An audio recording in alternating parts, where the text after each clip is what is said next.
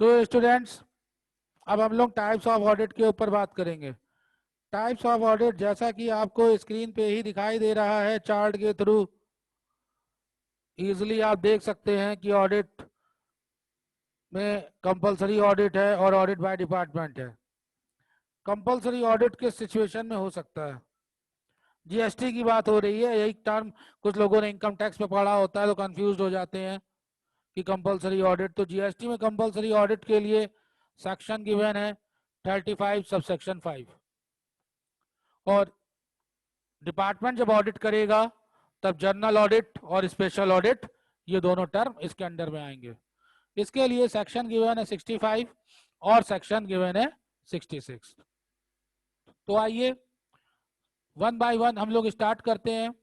सबसे पहले हम लोग कवर करेंगे कंपलसरी ऑडिट को, आफ्टर देन डिपार्टमेंट के ऑडिट के ऊपर आते हैं। कंपलसरी ऑडिट, जो कि नेम से ही दिख रहा है कि ये कंपलसरी है, पहले इसकी थोड़ी सी थ्योरी देख लेते हैं। Compulsory audit: if a registered person is required to get audited under GST Act, then it is called compulsory audit.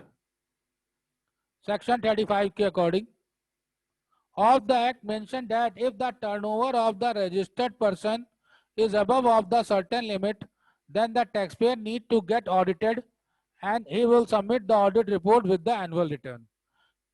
Sir क्या मतलब हो गया बेटा? अगर आप उसकी लिमिट के अंदर आ जाते हैं कि आपको रजिस्टर्ड करवाना है जीएसटी में और आप रजिस्टर्ड पर्सन बन जाते हैं, तो आप ही तो कह रहे हैं कि हम रजिस्टर्ड पर्सन हैं, या आप बता रहे हैं कि हम थ्रेशोल्ड लिमिट में हैं। तो अगर उन सब बेनिफिट्स को पाना चाहते हो, जीएसटी के अंडर में है, तो रजिस्टर्ड होना पड़ेगा, और अगर रजिस्टर्ड होना पड़ेगा तो आपको बताना पड़ेगा कि हम इस लिमिट में हैं। और अगर आप लिमिट में हैं तो कैसे बताएंगे? बोलने से थोड़ी बताएंगे। बुक में जो आपके लिखा है, बुक मतलब अकाउंट्स ऑफ, जो बुक्स ऑफ अकाउंट्स है उसमें जो लिखा है उसको वेरीफाई चार्टर्ड अकाउंटेंट करेगा और वो रिपोर्ट आप अपनी रिटर्न के साथ सबमिट करेंगे। सर हम तो बता ही रहे हैं कि हमारा इतना है, तो हम क्यों छुपा रहे हैं कम है? बेटा आपके अकॉर्डिंग मान लीजिए आप सही बता रहे हैं और डिपार्टमेंट को लग रहा है कि नहीं इससे और भी ज्यादा हो सकता है। आपने तो रिपोर्ट दी हमारी 1 करोड़ की और डिपार्टमेंट को लग रहा है कि 3 करोड़ है या मोर देन 1 करोड़ है, तो ये कैसे वेरीफाई होगा? ये चार्टर्ड अकाउंटेंट ही तो वेरीफाई करेगा। तो ऐसे में कंपलसरी ऑडिट हो जाता है। सेक्शन 35 सब सेक्शन 5 के थ्रू आपको ऑडिट करवाना पड़ता है। अच्छा, देन सर ये किससे करवाएंगे? खुद से कर लेंगे? चार्टर्ड अकाउंटेंट नाम याद रख लो, सीए इसीलिए होता है। अब क्या क्या चीजें इसमें होंगी? The threshold limit for annual turnover mention in the above definition is described in the rule. देखो डेफिनेशन में तो थ्रेशोल्ड लिमिट खाली लिख दिया गया है, मगर कब जरूरी हो जाता है? जब 2 करोड़ से ज्यादा हो। He needs to get his accounts audited by any chartered accountant और कॉस्ट अकाउंटेंट। तो देखिए अब आपको यहाँ पर लिमिट भी समझ में आ गई कि अगर ये 2 करोड़ से ज्यादा है तो आपको ऑडिट कराना पड़ेगा। ऑप्शन भी आपको मिल गया, कॉस्ट अकाउंटेंट से भी आप करवा सकते हैं और चार्टर्ड अकाउंटेंट तो है ही है। तो यहाँ पर स्कोप कॉस्ट अकाउंटेंट का ही बढ़ जाता है। सर कॉस्ट अकाउंटेंट कौन होते हैं? सर चार्टर्ड अकाउंटेंट कौन होते हैं? जो नहीं जानते हो जरूर पूछते, उनके मन में आता है। बेटा ये इंडिया का एक कोर्स है अकाउंट्स का, इसको वेरीफाई कर पास करना होता है। आईसीएआई जो चार्टर्ड अकाउंटेंट इंस्टीट्यूट है, ये एक कोर्स है जो फाइनेंशियल के लिए है। और जब हम प्रोडक्शन के लिए या फिर कॉस्ट लेवल बात करते हैं तो कॉस्ट अकाउंटिंग इंस्टीट्यूट है। कॉस्ट अकाउंटिंग इंस्टीट्यूट तो लेमैन लैंग्वेज में है, बेसिकली ये आईसीएमए है, कॉस्ट एंड मैनेजमेंट। तो अब इसको सीएमए भी कहते हैं और सीएमए से आप कॉस्ट अकाउंटेंट बनते हैं। इस कॉस्ट अकाउंटेंट के लिए आप उनके इंस्टीट्यूट में रजिस्टर्ड हैं, उनका कोर्स क्वालिफाई कर रखा है आपने, तो आप कॉस्ट अकाउंटेंट हैं। एग्जाम पास करना होता है, सर्टिफिकेट मिल जाता है, फिर आप प्रैक्टिस कर लें या आप जॉब कर लें, ये आपके ऊपर है। सेम थिंग सीए में भी है, सेम थिंग रिपीट होकर के। तो अब आप एक कॉस्ट अकाउंटेंट से भी वर्क करवा सकते हैं और एक चार्टर्ड अकाउंटेंट से भी चेक करवा सकते हैं। After then according to section 44(2) A taxpayer who is required to get his accounts audited will also submit the following documents. Annual return के साथ क्या क्या देगा? दो पॉइंट ध्यान दीजिएगा, आपने ऑडिट कराया है तो उसकी रिपोर्ट आपको सबमिट करनी पड़ेगी और रिकॉन्सिलिएशन स्टेटमेंट भी देना पड़ेगा. Reconciliation statement will use format, उसके लिए इन्होंने फॉर्मेट भी दे दिया है जीएसटी आर रिटर्न के लिए 9C. तो जो आपके पास ये जो रिटर्न में आर वर्ड होता है वही रिकॉन्सिलिएशन में आर वर्ड है, तो यहाँ जीएसटी आर आपको देना है. सीधे सीधे लिंक कर दे रहा है रिकॉन्सिलिएशन से, तो जीएसटी तो याद रहेगा ही, रिकॉन्सिलिएशन आर से स्टार्ट होता है, तो आर आपके पास हो गया 9C. इसको सबमिट करना, ये दो बातें ध्यान रखनी होंगी, कंपलसरी हो गई. मैं समझता हूं कि यहाँ तक का पॉइंट सब बच्चों को क्लियर होगा.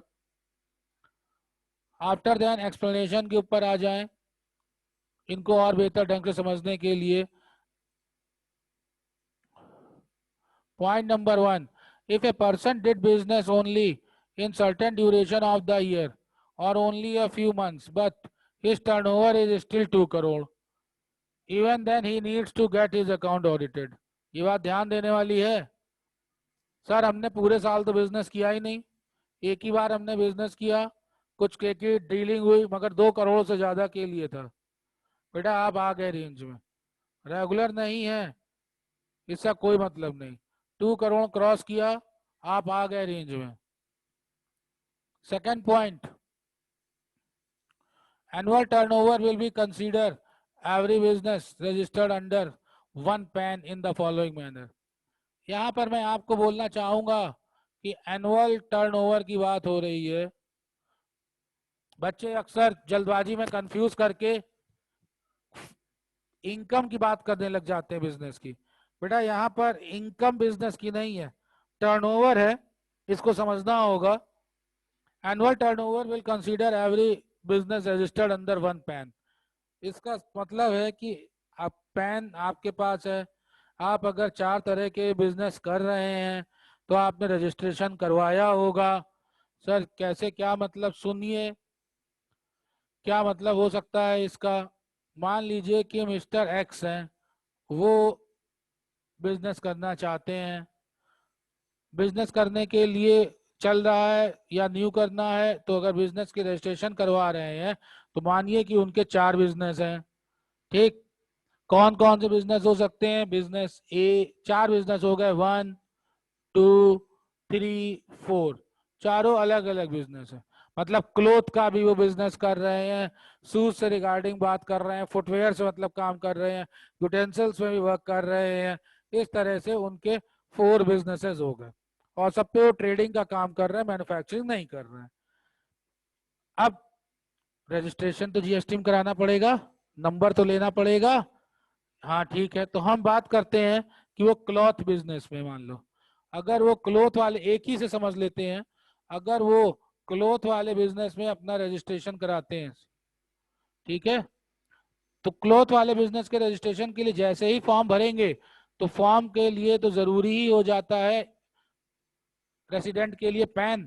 पैन लगाएंगे, मिस्टर एक्स को तो एक ही बार पैन मिला होगा, तो मिस्टर एक्स यहाँ पर अपना पैन लगाएंगे.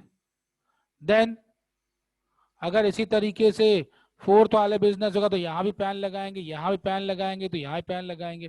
तो इसका मतलब हो गया एक ही पैन 4 अलग अलग बिजनेस के लिए यूज हो गया. अगर वो सोल प्रोप्राइटर के लिए बात करते हैं कि नहीं करते हैं, तो यही मतलब है वन पैन. एक पैन के अंदर में जितना भी बिजनेस का टर्म आ रहा है उन सब की यहाँ पर बात हो रही है. अच्छा सर, अगर ये तो इंडिविजुअल कर रहे थे, अगर फर्म होती तब, तो बेटा फर्म का भी तो रजिस्ट्रेशन होता, उसको भी तो पैन मिला होता, सारी स्टोरी एक ही जैसी रन करती. क्या करना होगा? सबसे पहले the aggregate value of all taxable supply. ध्यान दीजिएगा, टैक्सेबल सप्लाई की बात हो रही है, जिसके ऊपर टैक्स चार्ज होगा उन्हीं को लेंगे, एग्जम्प्टेड गुड्स को नहीं लेंगे. आफ्टर देन एड एग्जम्प्टेड, अलग से दिखाई दे जाएगा कि ये एग्जम्प्टेड आइटम्स हैं. एक्सपोर्ट वाले आइटम्स को ले लेंगे. Inter state supply of one person having same pan, ये देखो बार बार आपको नोटिफाई कराया जा रहा है कि सेम पैन होना चाहिए, सेम पैन नंबर के अंडर में ये वर्क होगा। मैं समझता हूं कि अब यहाँ तक बात समझ में आ रही है। पहले टैक्सेबल को एकदम अलग कर दिया जाए, फिर एग्जम्प्टेड का ब्लॉक निकल करके आ जाए, फिर एक्सपोर्ट से रिगार्डिंग बात, इंपोर्ट नहीं, ध्यान दीजिएगा, इंपोर्ट नहीं, यहाँ पे मैं फिर कहूंगा एक्सपोर्ट की बात हो रही है, इंपोर्ट को आपको ध्यान देना है। तो इंपोर्ट नहीं है, क्यों सर? बेटा इंपोर्ट तो यहाँ चला ही आएगा ना, क्योंकि वो तो इन हो रहा है, आउट होने वाली बात हो रही है। इन सबको ऐड करके हम बनेंगे ग्रॉस। तो हमने क्या सीख लिया? एनुअल टर्नओवर से हम कैसे बनाते हैं gross, total gross turnover. After then ये हमारा टोटल इनकम निकल के आ गया।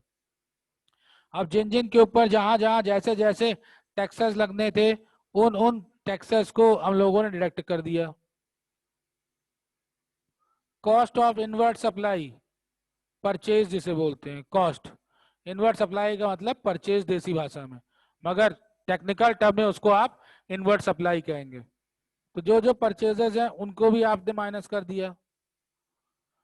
After than less cost of non taxable supply, यहां से भी कॉस्ट आपने माइनस कर दिया। तो ध्यान दीजिए, ये सेल्स है और ये कॉस्ट है, इन सबको आप माइनस करते चले जा रहे हैं।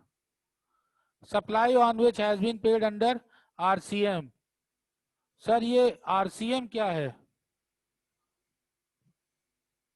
रिवर्स चार्ज मैकेनिज्म आप लोगों ने पहले सेमेस्टर में पढ़ा था कि नहीं पढ़ा था? हाँ सर, याद आ गया, उसी का ही शॉर्ट फॉर्म है आरसीएम। देन हर एक की कॉस्ट, आरसीएम, इन सबको माइनस करते हुए हम लोग नेट टर्नओवर पे पहुंच जाएंगे। तो ये एक फॉर्मेट है नेट टर्नओवर को फाइंड करने का। और जब नेट टर्नओवर हमारे पास आ जाता है, देन इसी को ही काउंट किया जाएगा। The audit can only be done by chartered accountant और cost accountant and the tax payer will bear the cost of audit. ये एक लाइन देखिए इंपॉर्टेंट हो गई, अगर ऑडिट करा रहे हैं तो पैसा कौन देगा?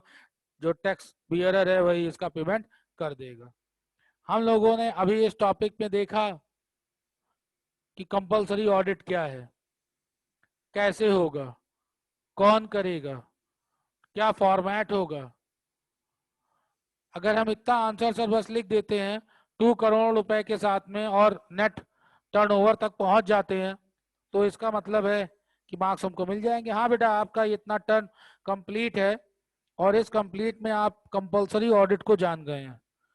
कंपलसरी ऑडिट में मैं फिर से बता दे रहा हूं, कंफ्यूज नहीं होना है। कंपलसरी ऑडिट जो है ये एक मजबूरी है, इसको आपको करवाना ही करवाना है अगर आप टैक्स डिपार्टमेंट से अपना बेनिफिट लेना चाहते हैं और उनकी किसी लिमिट में आते हैं। कॉस्ट अकाउंटेंट और चार्टर्ड अकाउंटेंट, इन दोनों से आप ऑडिट करवा सकते हैं। सेक्शन 35(5) बताता है और उन कंडीशंस को भी बता रहा है कि जैसे आप टर्नओवर को कैलकुलेट करेंगे। तो नेट टर्नओवर का फॉर्मेट आपने देख लिया, कंटेंट समझ लिए। अब क्या बचता है? Audit by department. डिपार्टमेंट अगर ऑडिट करेगा तो वो जर्नल ऑडिट हो भी होगा और स्पेशल ऑडिट भी, अलग अलग है। अलग अलग कंडीशन में जर्नल ऑडिट है कि किन किन कंडीशंस में जर्नल ऑडिट होगा, किन किन कंडीशन में स्पेशल ऑडिट होगा, इसलिए सेक्शन भी उसके अलग अलग है, 65 और 66। बहरहाल ये हम लोग नेक्स्ट क्लास में कवर अप करेंगे। आपको बस आज के टॉपिक का, कंपलसरी ऑडिट का 2 करोड़ याद होना चाहिए। और जरूरी ये नहीं है कि रेगुलर रूटीन में बिजनेस रन कर रहा हो, ईयर में किसी भी समय भी ट्रांजैक्शन है, 2 करोड़ का एक ही बार किया फिर ट्रांजैक्शन नहीं किया, 2 करोड़ को टच कर गया बस, तो आपको यहाँ पर ऑडिट करानी पड़ेगी। एक बार फिर से 2 करोड़ वाले पॉइंट को हम लोग देख लेते हैं।